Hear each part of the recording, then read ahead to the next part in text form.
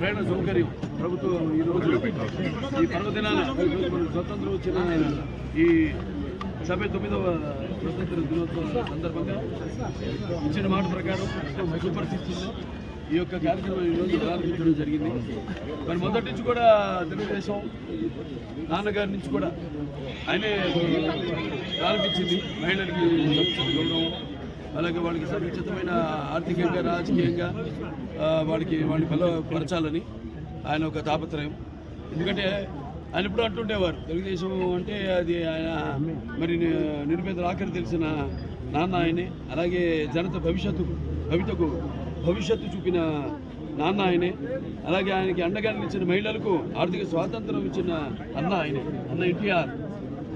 అప్పుడు ఆయన మహిళలకి మరి ఆయనగా ప్రత్యేకమైన విశ్వవిద్యాలయం తిరుపతిలో పద్మావతి ప్రారంభించడం, అలాగే మహిళలకి ఆస్తిలో తండ్రి ఆస్తిలో సమాన హక్కు కల్పించడం, అలాగే మహిళలకి ఎలక్షన్స్లో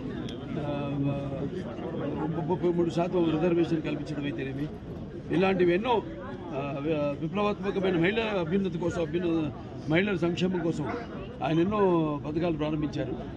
ఆ తర్వాత ముఖ్యమంత్రి నారా చంద్రబాబు నాయుడు గారు ఆ తర్వాత డ్వాక్రా మహిళల గ్రూపులు ఏర్పాటు చేసి వాళ్ళని కూడా అందరిని సంఘటితపరిచి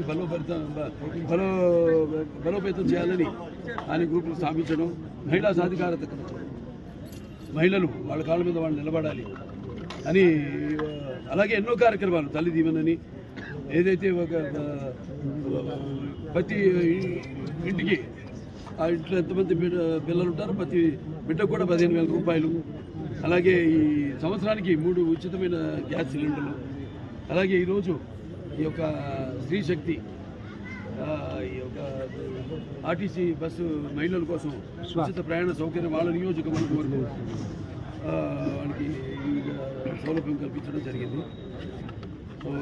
వినా శ్రేయం జననం నాస్తి, వినా శ్రేయం గమనం నాస్తి, వినా శ్రేయం జీయం నాస్తి, వినా శ్రేయం సృష్టిరేవ నాస్తి.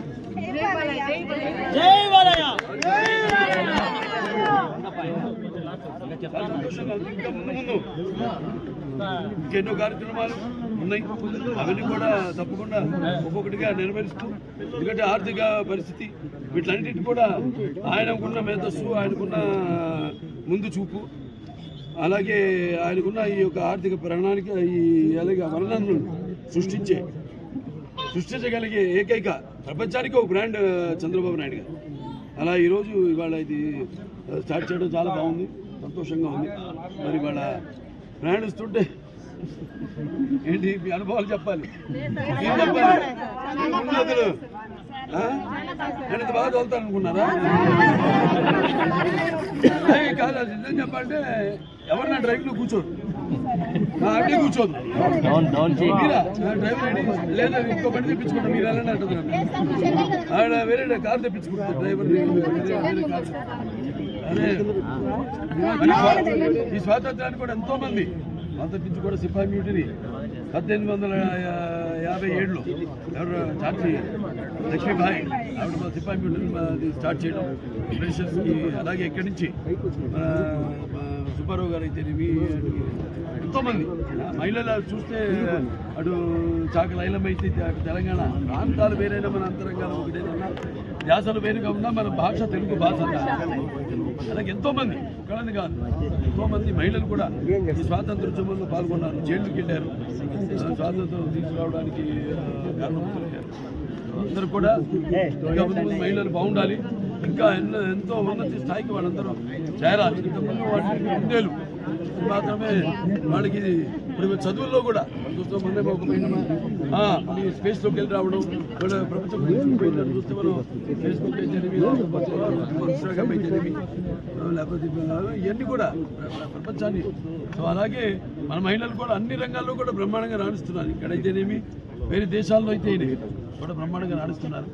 వాళ్ళందరికీ ఎప్పుడు తెలుగుదేశం అండగా ఉంటుంది, వాళ్ళ అభ్యున్నతి కోసం, వాళ్ళ సంక్షేమం కోసం అన్ని సార్లు పాటుపడుతుందని ఈ సందర్భంగా తెలియజేసుకుంటూ నేను సెలవు తీసుకుంటాను. సైడ్కి రండి మా తల్లి సైడ్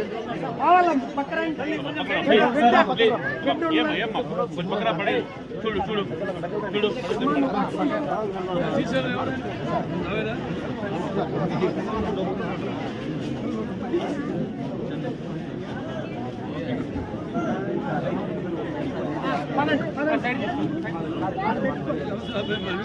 బ్రహ్మరాంబిక సమేత మల్లికార్జున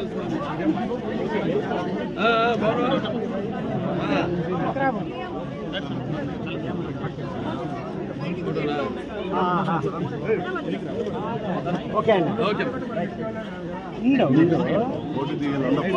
ఏంటి అది ఎక్కడ ఉన్నారా? ఓకే అండి ఓకే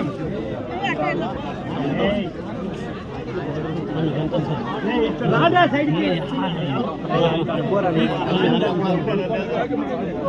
వచ్చేయమ్మా డ్రైవింగ్ రాకేష్ ఉంటుంది